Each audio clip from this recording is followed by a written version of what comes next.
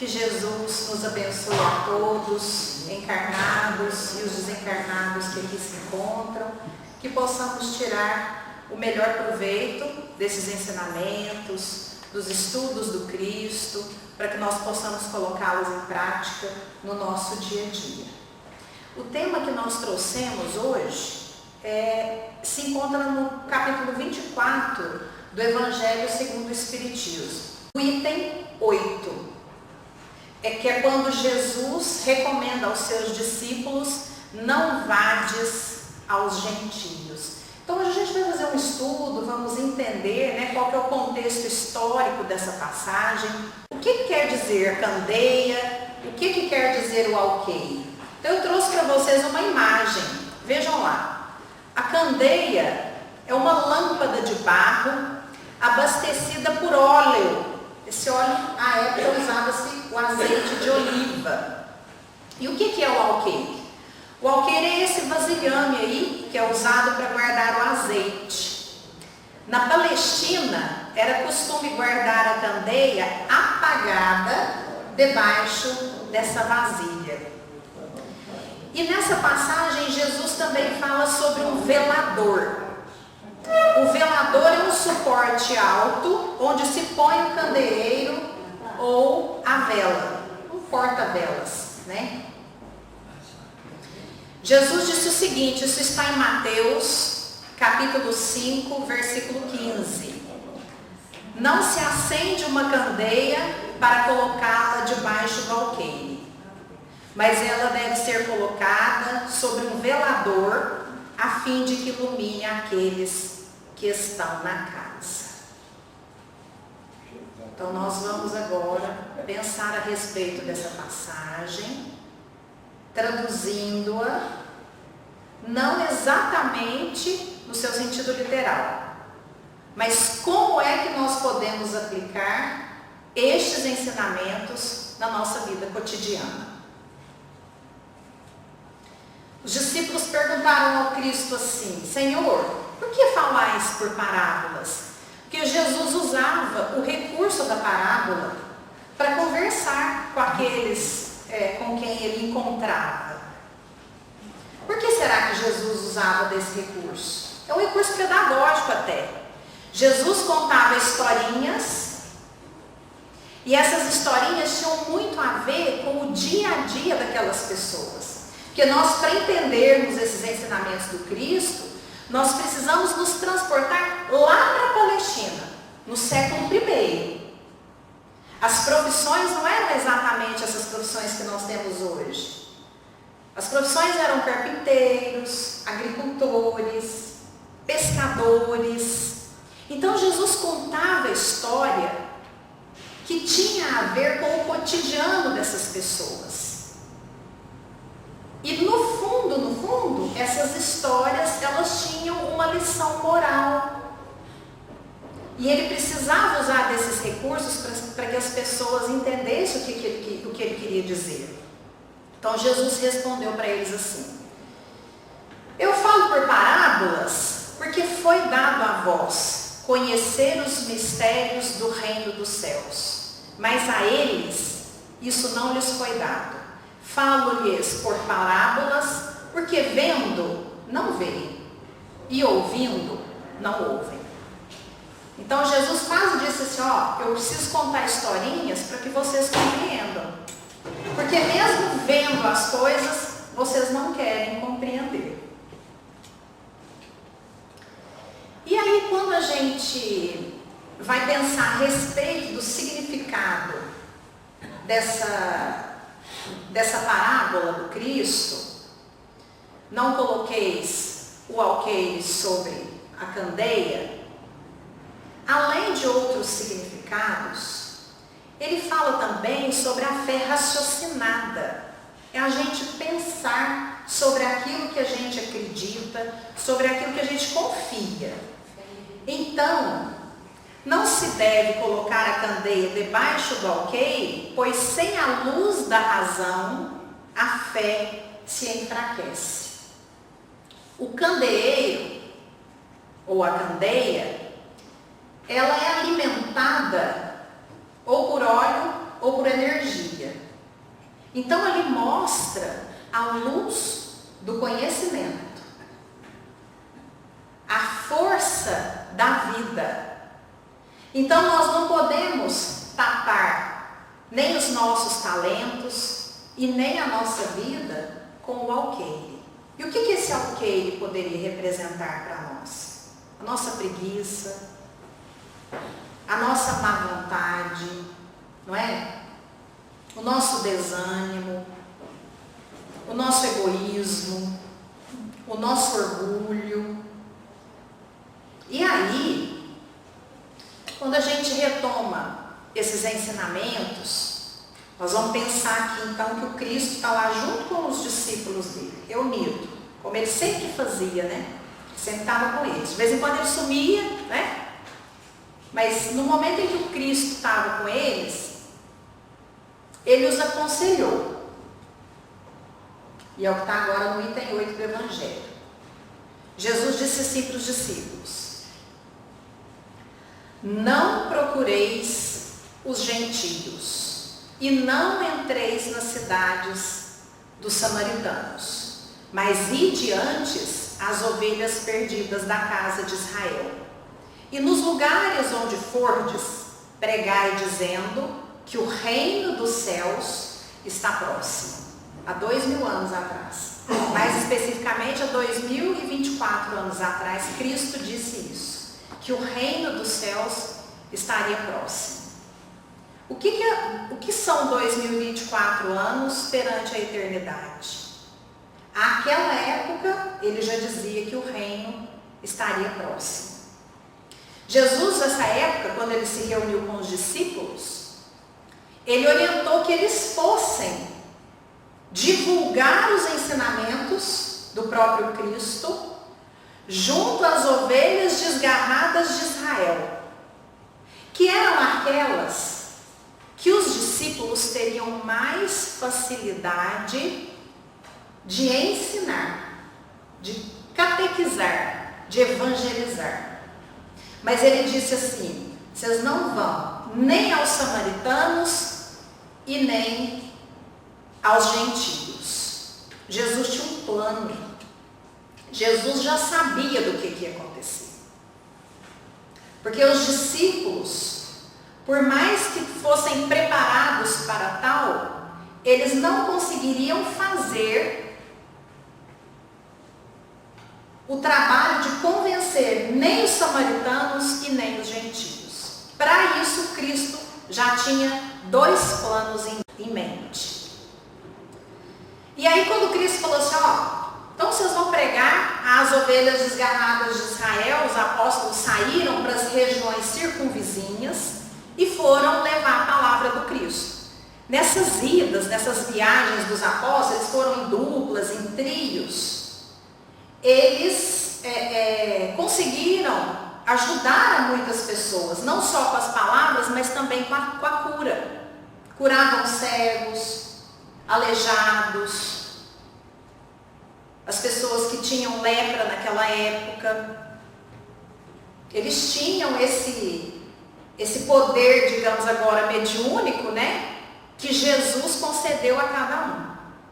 Enquanto eles foram para essas regiões circunvizinhas, Cristo foi ter com a mulher em Samaria. Eles estão num poço e ela foi buscar água nesse poço ao meio-dia, naquele sol quente. E por que ela foi nesse horário, no pior horário de buscar água no poço? Porque era o horário que ninguém estaria lá. Porque as mulheres que a conheciam não gostavam de ficar na presença dela. Por que será? Então ela ia nesse horário, porque o horário não tinha ninguém, ela não seria humilhada. E o Cristo sabia disso. E ele foi justamente para esse poço de Samaria, nesse horário, que ele sabia que ia encontrá-la. E aí eles têm uma conversa, ela e o Cristo. Ela não conhecia o Cristo, ela sabia que ele era um judeu. E nessa época, os judeus tinham, digamos assim, uma rixa com os samaritanos. Os judeus brigavam com os samaritanos por uma coisa boa, mas a época tão significativa, porque eles estavam discutindo onde é que tinha que adorar a Deus. Os judeus falavam que era em Jerusalém, e os samaritanos falavam que era no templo que eles haviam construído para adorar a Deus. Então a briga deles era essa: não, tem que adorar a Deus aqui. E os outros falavam: não, Deus tem que ser adorado do lado de cá. E a rixa deles era justamente nesse caso. E aí, Jesus nesse poço, vendo a mulher, ele fala assim para ela: você pode me dar um pouco dessa água para beber? Aí ela fala assim: justo você, um judeu, querendo que eu, uma mulher, pegue água para você? E aí ele vai conversando com ela. E ele vai mostrando para ela quem ele é. Mas até então, ele não tinha acreditado. E aí ele fala assim para ela: eu sou o Messias. E ela fala: mas você não quer uma água desse poço? Ele fala: eu quero uma água, mas a água que eu ofereço, quem dela beber, jamais sentirá sede. Aí ela fala assim para ele: você é o Messias? Então me prova que você é o Messias. E ele começa a falar coisas para ela, da intimidade dela. Ela era uma mulher que passou, naquela época, hein, gente, na Palestina do século I, ela passou por diversos casamentos. E o último casamento, que era o marido com quem ela estava, não era de fato o marido dela, ela até queria se separar dele. Ela não era a esposa legítima, digamos assim. E o Cristo sabia de tudo. Ela havia passado por 5 casamentos, estava no 6º. Por isso que nenhuma mulher daquela época, daquela cidade, queria andar com ela. E o Cristo, sabendo de tudo isso, foi falando da intimidade dela, desvelando os segredos mais íntimos que aquela mulher tinha e que ela sabia que para revelar aquilo, só uma pessoa muito especial, porque eram segredos que só ela sabia. E aí ela tem o seguinte diálogo com ele. Isso está em João, no capítulo 4. Agora eu sei que o Senhor é um profeta. Os nossos antepassados adoravam a Deus neste monte. Mas vocês, judeus, dizem que Jerusalém é o lugar onde devemos adorá-lo. E aí Jesus respondeu para ela: mulher, creia no que eu digo. Chegará o tempo em que ninguém vai adorar a Deus, nem neste monte, nem em Jerusalém. Mas virá o tempo, e de fato já chegou, em que os verdadeiros adoradores vão adorar o Pai em espírito e em verdade. Pois são esses que o Pai quer que o adorem. Deus é espírito, e é por isso os que o adoram devem adorá-lo em espírito e em verdade. Então Jesus acabou naquele momento com aquela dissensão. Falou: não é para adorar nem de cá, nem de lá. Se Deus está em espírito, é em espírito que nós devemos adorá-lo. E aí essa mulher saiu toda feliz, toda contente, porque ela teve a certeza de que é o Messias que estava junto dela, e ela saiu correndo para contar em Samaria que o Messias havia chegado. Ela abriu os caminhos para Cristo, porque Cristo sabia que a primeira divulgação dele em Samaria deveria vir por essa mulher. E aí ele se acampou por uns dias nessa cidade. Então Cristo disse aos discípulos, vamos relembrar, Cristo disse para os discípulos dele: vocês vão pregar para as ovelhas desgarradas de Israel. Não vão a Samaria e não vão aos gentios. Por que será? A Samaria, ele mesmo iria pessoalmente. Então, missão cumprida. Naquela época, os ensinamentos estavam circunscritos aos judeus que estavam preparados para recebê-los.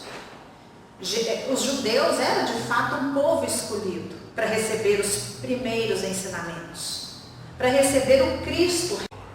Por quê? Porque eles tinham um Deus único.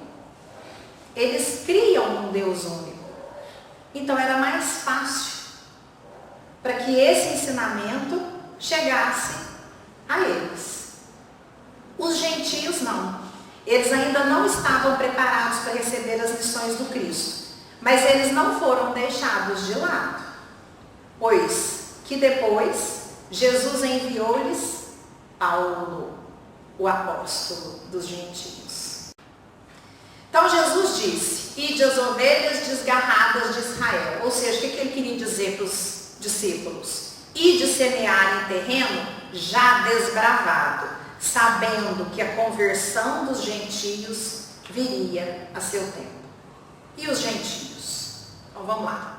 Vocês imaginam que imagem que é essa daí? Ela faz lembrar vocês assim de alguma cena que aconteceu naquela época? Saulo de Tarso. Saulo de Tarso.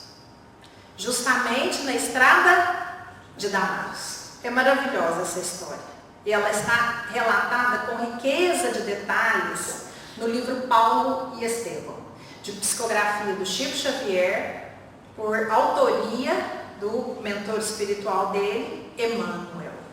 Esse é Saulo de Tarso. E eu vou pedir licença para vocês para ler essa parte, ficou um pouco grande, mas vale a pena.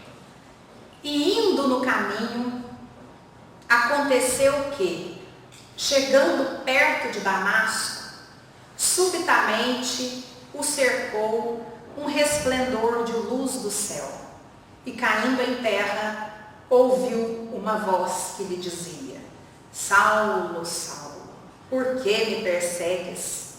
E ele disse: quem és, Senhor? E disse o Senhor: eu sou Jesus, a quem tu persegues. Duro é para ti recalcitrar contra os aguilhões. E ele, tremendo atônito, disse: Senhor, que queres que eu faça? E disse-lhe o Senhor: levanta-te e entra na cidade, e lá te será dito o que te convém fazer. Só relembrando, Saulo, ele é descrito nesse livro como um homem forte, musculoso, poderoso, inteligente, influente, perspicaz, e que quando colocava uma coisa na cabeça, ele praticava. Ele era um homem forte. Mas qual que era o objetivo de Saulo? Perseguir os cristãos. Esse era o objetivo de Saulo. E nesse episódio do livro, que está retratado também no Novo Testamento, Saulo está caminhando por uma estrada de Damasco. E ele está indo justamente perseguir um cristão. Ele está indo para matar esse cristão, de nome Ananias. E ele está indo e alimentando aquela raiva e aquele ódio contra os cristãos. E ele tinha um poder imenso de convencimento. E caminhavam com ele outros dois. E no meio desse caminho, o Cristo aparece a ele, como nessa cena. A luz do Cristo toma conta do ambiente, que o Saulo de Tarso, ele não consegue enxergar o Cristo. E o Cristo, com muito amor e com muita misericórdia, ele se aproxima de Saulo e pergunta para ele: ô Saulo, por que você está me perseguindo? A energia do Cristo faz com que ele fique de joelhos, digamos assim. Agora vocês imaginem, aquele personagem forte, másculo, né?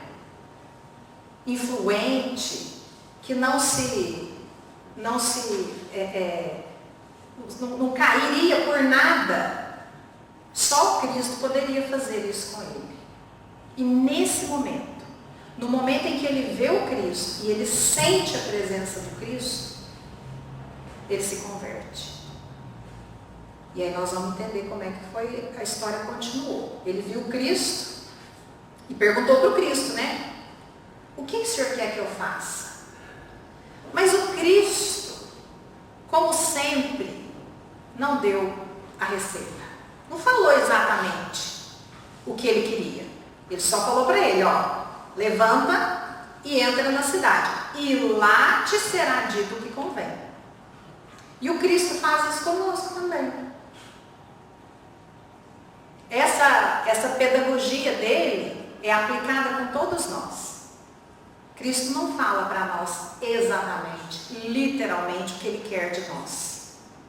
Mas ele trabalha conosco a nossa amorosidade e coloca ao nosso redor as pessoas que nos direcionarão para ele. O Paulo de Tarso, à época Saulo, ele não tinha nenhuma especificidade que nós não temos em relação ao amor do Cristo. Cristo nos ama como a ele e nos escolheu como a ele. E nós ainda temos o privilégio de não sofrermos as agruras que o Paulo precisou sofrer. E aí eu recortei também um pedacinho do livro Paulo e Estevão, que depois dessa parte em que ele vê o Cristo, que o Cristo recomenda que ele vá para a cidade e lá seria dito para ele o que vai acontecer, no livro acontece o seguinte, ó. Emmanuel narra da seguinte forma: recolhido em si próprio, surpreendido no meio das trevas densas que o envolviam, Saulo escutou os comentários dos amigos, experimentando grande abatimento, como se voltasse exausto e cego de uma imensa derrota. Limpando as lágrimas, chamou um deles com profunda humildade. Saulo já está humilde. Acudiram todos solicitamente. O que aconteceu? Perguntou Jacó, preocupado e ansioso. Estamos aflitos por vossa causa.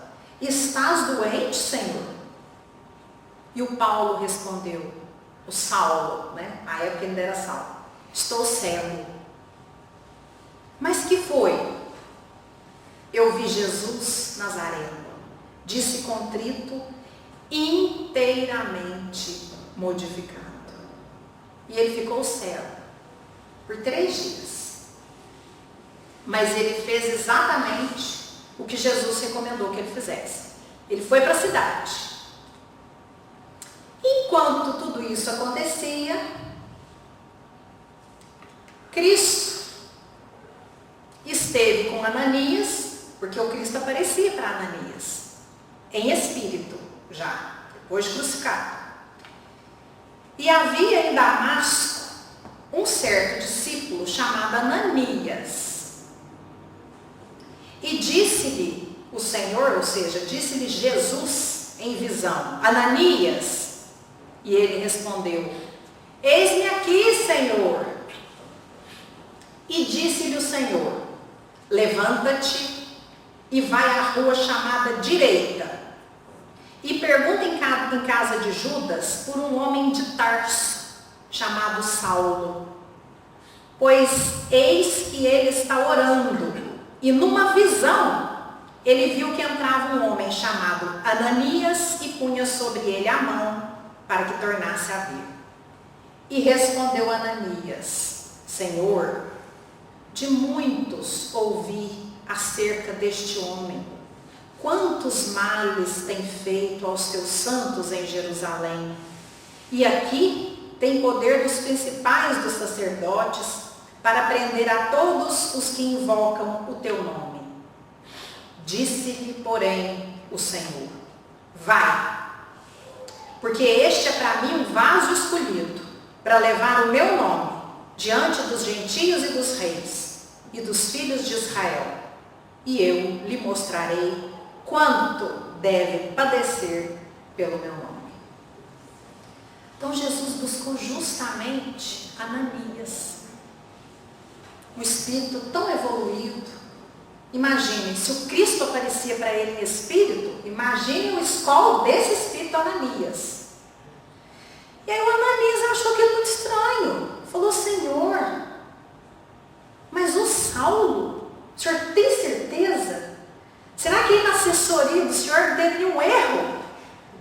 com ele?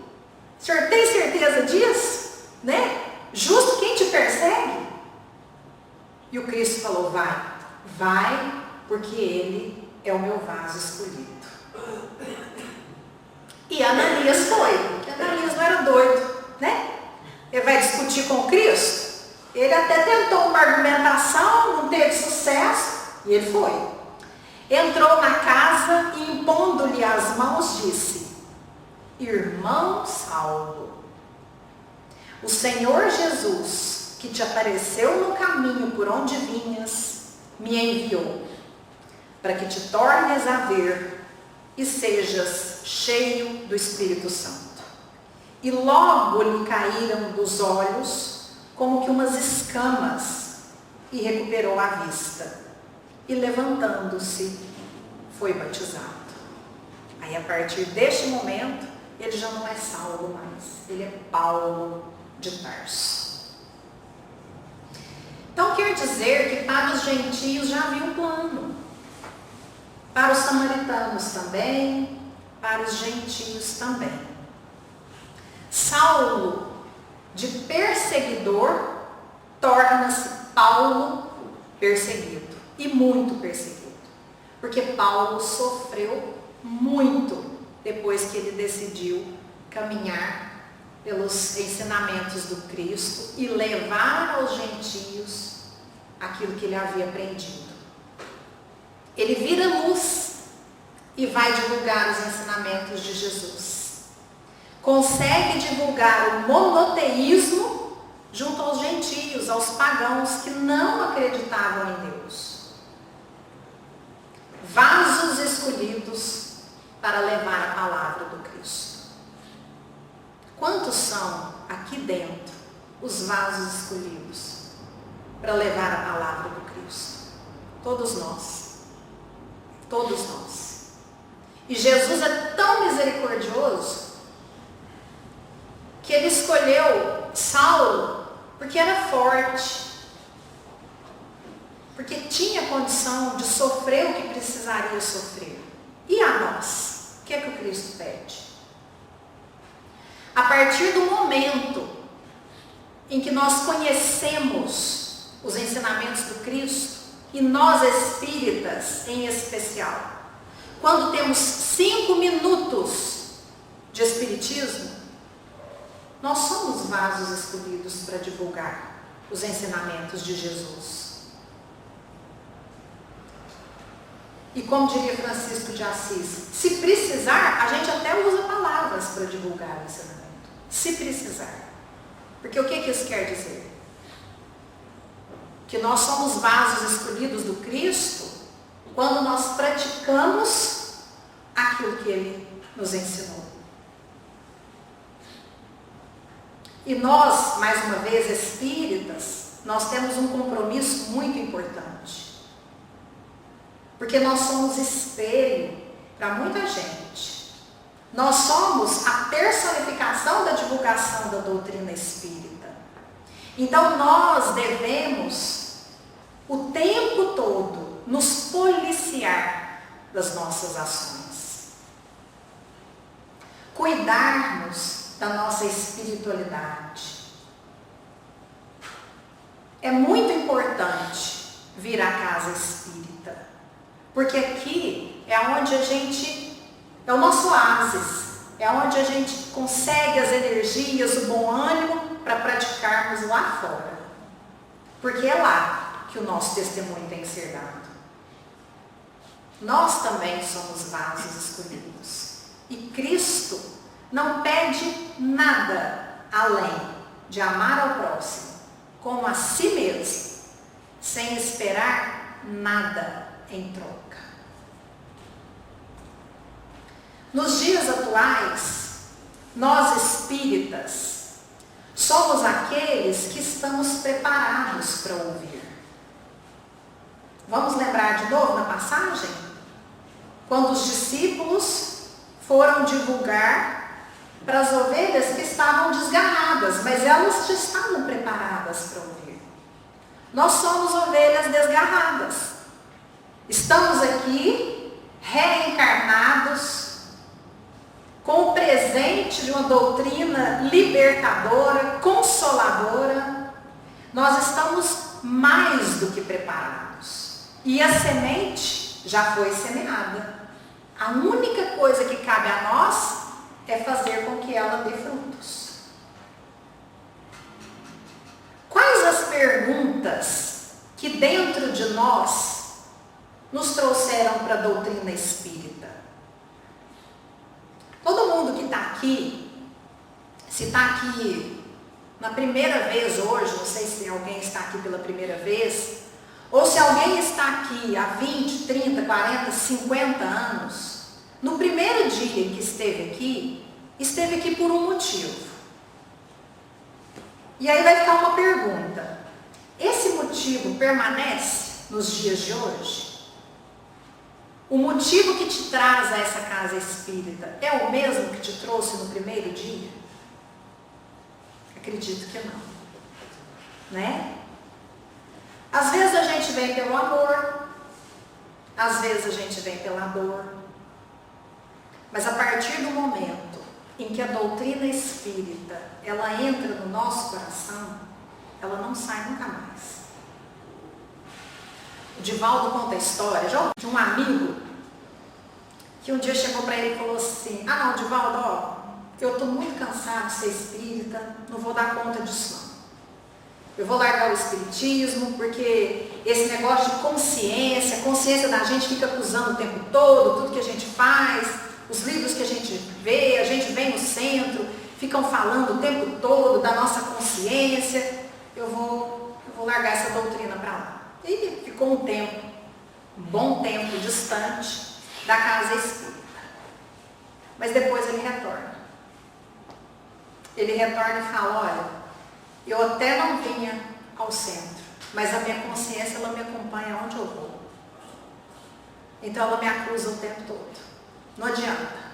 Porque depois que você entende os princípios da vida espiritual, não tem jeito de você esquecer mais. Depois que o seu candeeiro foi tirado o alqueire de cima dele, não tem jeito dessa vela apagar mais. Não é verdade? Então, nós podemos ter 5 minutos de espiritismo. Podemos até viver num país muçulmano, onde não tem centro espírita. Mas o espiritismo está dentro de nós. E ele não sai nunca mais, né? Na doutrina espírita se encerra a verdade, a terceira revelação. Nós espíritas sabemos que a terceira revelação é o espiritismo. Outras religiões esperam que a terceira revelação seja o mestre vindo de novo, que Cristo possa reencarnar ou ressuscitar, que o Cristo vai voltar. Nós espíritos sabemos que isso não vai acontecer, que isso já aconteceu. A doutrina espírita é o seu consolador prometido. Quando Jesus diz: não procureis os gentios, ele quer nos dizer o seguinte: nem todos que vivem conosco ou ao nosso redor estão prontos. Muitas vezes a gente ouve depoimentos de pessoas que frequentam a casa dizendo assim: ah, eu venho, mas meu marido não quer vir comigo. Ou então vem o pai, a mãe e o filho, a filha, não vem para a casa espírita. Ou algum familiar. Gente, nós temos que entender o seguinte: às vezes, em representação, nós somos samaritanos, às vezes somos gentios e às vezes somos judeus. Então não são todos que estão preparados para receber os ensinamentos que a doutrina vem nos dar. E está tudo bem. Outras religiões também estão aí. E outras verdades também existem para eles. E nós precisamos apenas respeitar. Não devemos obrigar ninguém a aceitar ou acreditar na nossa verdade. Eu não preciso me preocupar em sair pelas ruas e dizendo: olha pessoal, a morte não existe. Nós temos vida eterna. O espírito é imortal? Não, nós não precisamos disso. E inclusive a doutrina espírita, ela não precisa de números, de adeptos. Pelo contrário, ela não faz questão do número de adeptos. Mas é preciso que ela entre realmente no nosso coração. Os gentios também não são mais um pequeno povo. Eles são uma opinião que encontramos em muitos lugares, sobre a qual a verdade triunfa pouco a pouco, como o cristianismo triunfou sobre o paganismo. Não é mais com armas de guerra que são combatidos, mas com a força da ideia. Então a gente encontra muitos gentios por aí, né? Hoje em dia até que a doutrina espírita ela não tem assim tanto preconceito como tinha há uns 40 anos atrás.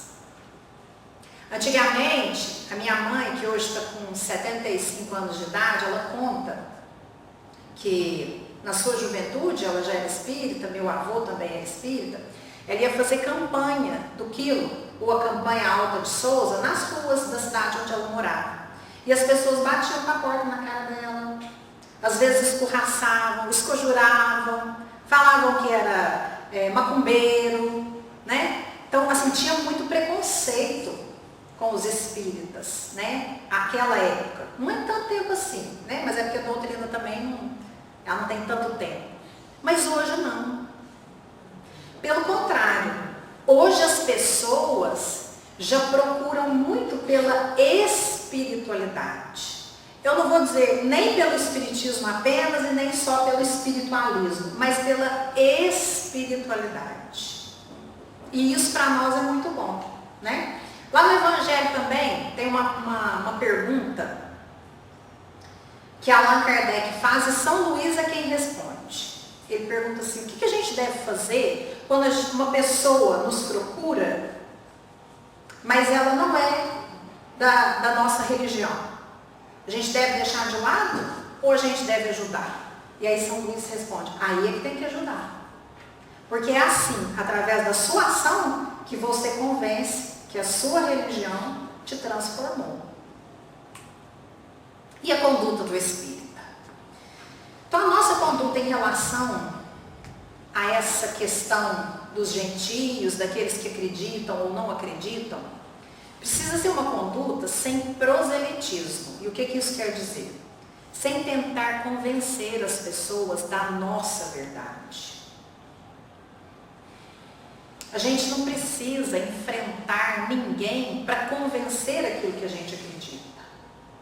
As pessoas que virão para a doutrina espírita, virão pelo conhecimento, elas terão um motivo para vir, como todos nós tivemos. Agora, o importante é que nós espíritas tenhamos uma conduta diferenciada. Que nós tenhamos aquela transformação, um pouco dela, de Saulo para Paulo. Que nós dobremos os nossos joelhos ao Cristo e perguntemos de coração, Senhor, o que queres que eu faça? Quantas vezes nós já perguntamos isso para o Cristo? Será que em algum momento da nossa vida nós já perguntamos? Hoje a gente vive num mundo tão ansioso, que eu acho que se a gente acordar e fizer essa pergunta para o Cristo, Senhor, o que queres que eu faça? A gente mesmo já tem a resposta. Olha, eu não sei o que o Senhor quer para mim, mas eu acho que o Senhor podia querer isso, porque eu sou assim, porque eu sou assado, né? A gente quer ter o controle das coisas. Quando Paulo perguntou para Cristo, Senhor, o que queres que eu faça? Ele se entregou para o Cristo. Não interessava o que o Cristo fosse falar para ele. Aquele homem poderoso, irrequieto, ansioso, ficou 3 dias esperando por Ananias numa casa, orando. Por quê? Porque ele confiou, porque ele teve fé. E ter fé não é acreditar. Porque acreditar a gente acredita em muitas coisas. Ter fé é confiar. É colocar os 2 pés. Não é colocar um e outro para cá, desconfiando do que possa acontecer, ou então querendo controlar, né? Ah, não, eu me entrego aos desígnios de Deus. Mas será? Mas e se? Não é? A gente confia desconfiando. Uma pessoa não espírita, necessitará ser espírita para entender os seus ensinamentos? Não. Ninguém precisa ser espírita para entender os ensinamentos do Cristo. E ninguém necessariamente precisa ser espírita para entender que fora da caridade não há salvação, que é o lema da nossa doutrina. Não é isso? As palavras convencem, mas os exemplos arrastam. É o que São Francisco disse. Vamos pregar o Evangelho do Cristo, e se precisar, a gente usa palavras. Nas mais diversas situações, podemos ser divulgadores dessa doutrina libertadora. O livro Religião dos Espíritos, de Emmanuel, por psicografia de Chico Xavier, tem uma mensagem muito bonita para nós espíritas. Eu penso que esse é o recado final. Vamos ver o que fica para cada um de nós.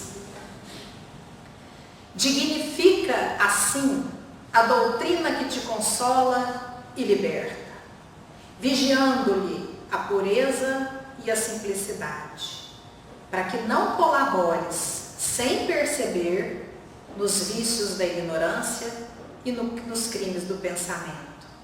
Espírita deve ser o teu caráter, ainda mesmo te sintas em reajuste depois da queda. Espírita deve ser a tua conduta, ainda mesmo que estejas em duras experiências. Espírita deve ser o nome de teu nome, ainda mesmo respires em aflitivos combates contigo mesmo.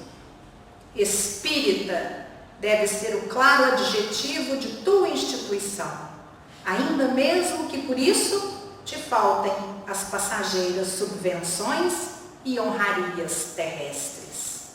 Doutrina espírita quer dizer doutrina do Cristo, e a doutrina do Cristo é a doutrina do aperfeiçoamento moral em todos os mundos. Guarda-a, pois, na existência, como sendo a tua responsabilidade mais alta, porque dia virá em que serás naturalmente convidado a prestar-lhes contas. Então, pessoal, todos nós, espíritas ou não, passamos por dificuldades. Mas nós, espíritas, ainda que passemos pelas dificuldades, nós temos uma força que abranda. É como se fosse uma almofadinha que a gente coloca no ombro para suavizar o peso da nossa cruz. Cruz que todos nós temos que carregar. Mas a doutrina espírita é essa almofadinha. Por quê? Porque ela é consoladora. Porque ela traz paz para o nosso coração. Porque ela nos ensina uma fé raciocinada.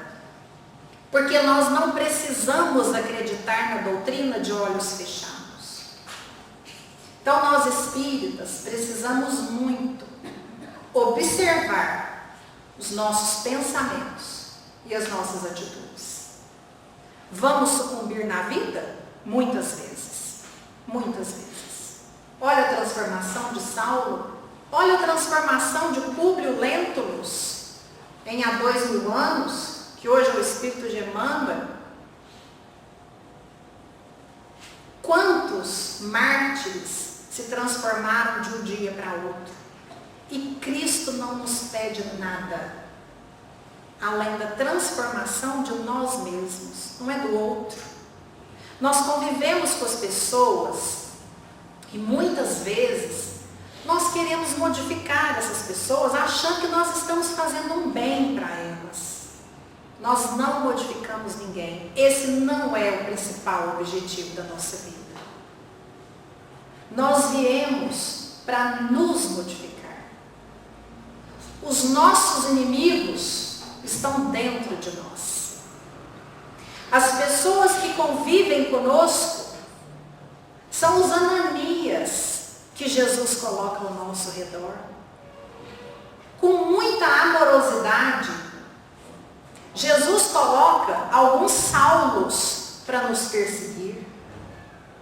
Mas é justamente por essas pessoas que nos perseguem, ou que não ficam felizes com a nossa felicidade ou com a nossa alegria, são essas pessoas que nos ensinam a ter humildade, a quebrantar o nosso orgulho, a transformar os nossos sentimentos. Mas ao mesmo tempo, nós temos sempre ao nosso lado um pai, uma mãe, um filho, um parente, um amigo, alguém que está sempre com as mãos estendidas para nos auxiliar em todos os momentos da nossa vida, principalmente naqueles em que nós mais precisamos. Ninguém está só, nunca. Nunca.